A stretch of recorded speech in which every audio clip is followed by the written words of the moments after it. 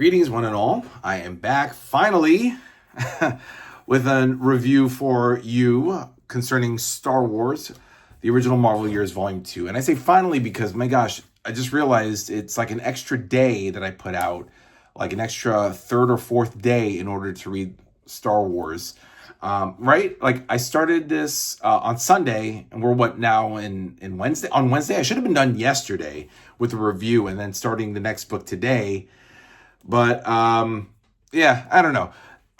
Star Wars it's not tough to read, believe it or not. And I'm not bored, but I just find like they pack so much in these first two volumes. The first one had 40 issues. I mean, even the pizzazz and the Star Wars Weekly, which are only a couple of pages, felt pretty long. It was like 16, 17 things jammed into the first 23 issues of the first volume. The first 23 issues of Star Wars. This one is only 34 issues. There's like, okay, so this goes from 24 to 38, so that's 15 issues. Then you got a whole slew, maybe like 6 plus 11, 12. So you got like 17 issues of Star Wars Weekly issues. And yeah, that comes out. And then what else? Oh, and then there's there's a Star Wars annual #1 in this. So there's a lot to read in here, guys. 34 issues. I mean, there's many parts. It's interesting. They didn't say material for the Star Wars Weekly. But yeah, it's basically Star Wars 24 to 38. That's 15 issues right there. Annual 1. And then you have Star Wars Weekly 94 to 99, and then 104 to 115. And what Star Wars Weekly is at least in these issues, was in the UK, over in England, they reprinted the Star Wars stories over there for the British people, the Brits over there, because our American comic book marketplace is very different from theirs. But Star Wars was so fucking huge back then when the first film came out, all the way until the second one, which is actually what this leads up to. This leads up to Empire Strikes Back, Episode 5. And so Star Wars Weekly was a weekly, just reprints, basically. Reprints of the American comics for the British market. And for whatever reason, there were some stories that were written by Archie Goodwin, by Chris Claremont, that never saw the light of day in the US. So they were printed over in the UK for Star Wars Weekly. And that's what these are, 94 to 99, 104 to 115. In the first volume, there was Star Wars Weekly number 60, which was the end of the that storyline with the Kingdom of Ice, which was in Pizzazz. Of course, Pizzazz was a magazine that canceled and that was devoted to Star Wars outside of the monthly Marvel comic.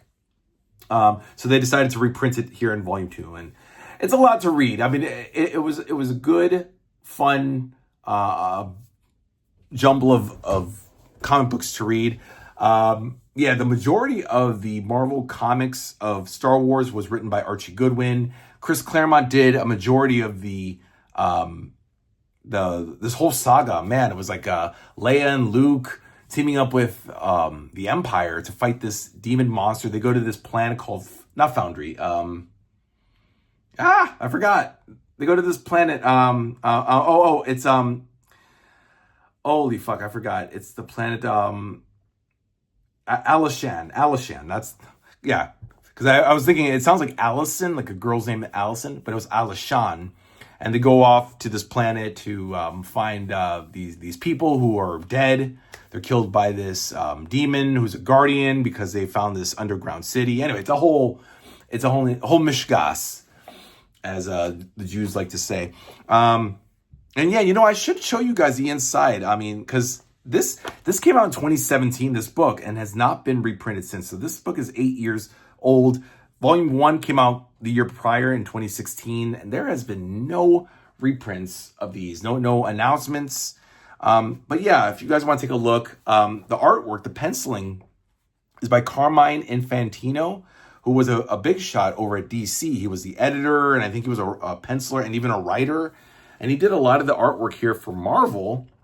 he went over to the other side, the dark side, with the enemy that is Marvel, and decided to do the pencils here. There's a nice Jawa right there. A lot of the color stuff. You know, I don't know, guys. I want to say buy it, guys, but let me tell you, this volumes 2, 3, and 4 are going to fetch a high price. If you go on Amazon, guys, I fortunately got this for $39.99 from the cover price at the comic book store, Midtown Comics down in Fulton Street, which is way downtown. I actually managed to get volumes 2 through 6 in one buy, in one gulp, if you will. And then I go online and I realize that 2, 3, and 4 are like astronomically expensive. This right here, the last I checked, this is volume 2, is $306 on Amazon, and I only paid $40 for it. So yeah, I don't think as much of a collector as I am, I don't think I'd shell out $300 just for this book. I'm just saying. So I got it at a bargain, even though I paid $120 for like volume 6 of X-Men, Proteus, and volume 5 of Spider-Man. I know, right? I couldn't wait for the second prints, guys. Come on. I would have had to wait 6 months for them to come out. So I was like, all right, I'll pay the $125. Anyway, we're not talking about that. We're talking about Star Wars. So the stories, guys. I think I'm ADHD, guys. I'm all over the place. Love this rendering of Darth Vader. I just love. I loved reading his lines and just being like, yes. I don't have my glasses, so I can't see, but you're very much like, Luke, I am your father. I am Darth Vader. So much fun to read these out loud just to like get your voice going. Yeah, so about the stories, guys, a big thing is this dude right here, Valance, who is a cyborg who ironically enough hates droids. He blames Luke for making him this way in the last volume. And he's hunting, C-3PO and R2-D2, but he's a cyborg now too. Meanwhile, Darth Vader's looking for him. The House of Tagge. I'm not a big Star Wars fan, guys, so I don't know. Tagge. That's their last name. In the movie, it's spelled Taggi, so I assumed it was Tagge or Taji. And then I hear that it's pronounced Tag. So I fucking hate these names. I hate when they have you pronounce these names and there's like literally 9 different ways. I don't know if it's Taj, Tag, Taggy, Taji, Tagi, or Tiji, Tag, Tag, Taj, why can't it be simple? I don't know. Anyway, so I had a tough time with that. But anyway, so Valance has a showdown with Darth Vader at one point because Vader's looking for Luke. Luke doesn't know that he's the one that destroyed the the Death Star, excuse me. But he eventually finds out. So now he's on a quest to find Luke. Eventually he does find Luke. And all the while throughout these issues, Luke and Leia are separated from Han and Chewie. Han and Chewie have their own adventures over here on this planet. They're over there on the planet Foundry, the planet Monastery.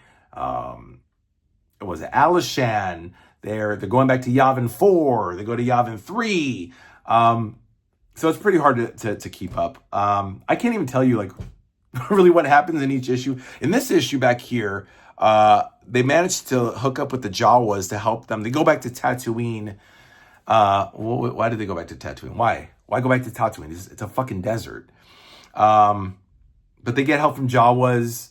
And Luke, Chewie, and Han are like, the Empire's bringing them down their neck, and they're like, we need help. And the Jawas are like, all right, we'll take you back to Mos Eisley, but we gotta like finish our scavenger hunt. They're like, fuck this.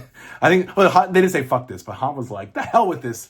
And he bonks his head because like, even though it's a big sand crawler, the Jawas are like little people.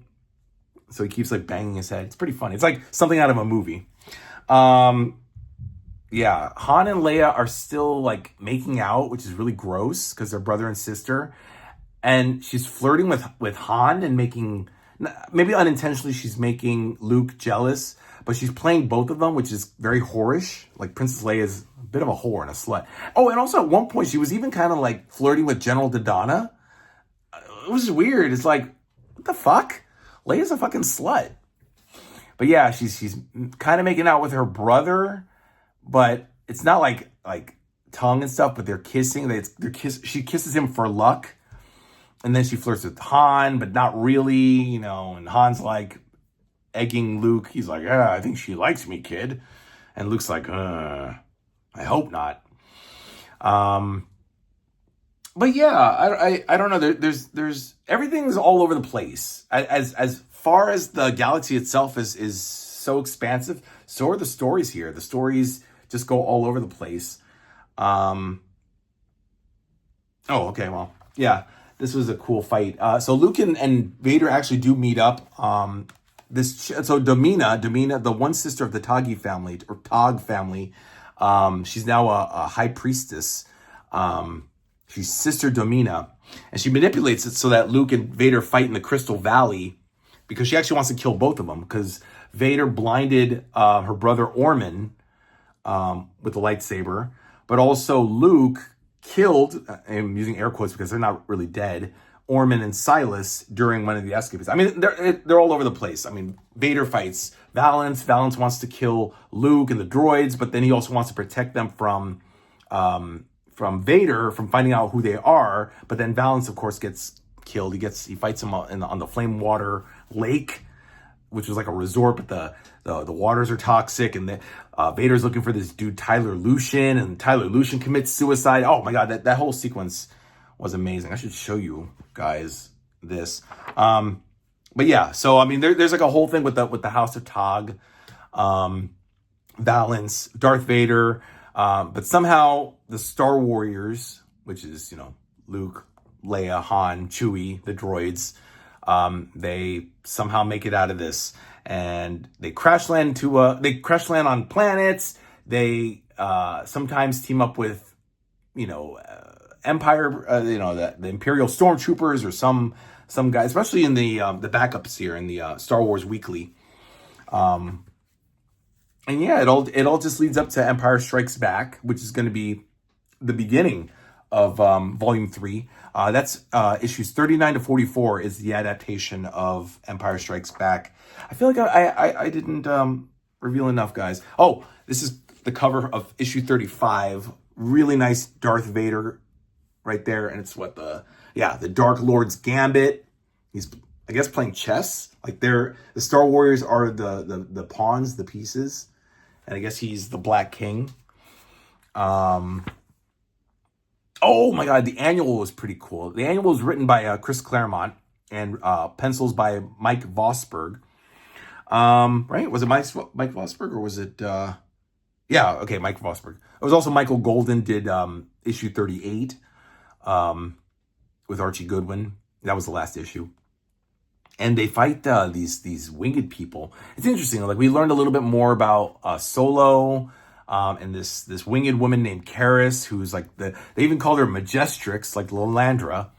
I guess that's a thing in outer space. Like you're a queen or an empress, you're a Majestrix. And she's working for Vader to capture the Star Warriors, but she's also makes enemies with these winged people called the Wind People, who fly around, and they enlist the Star Warriors to help get rid of her.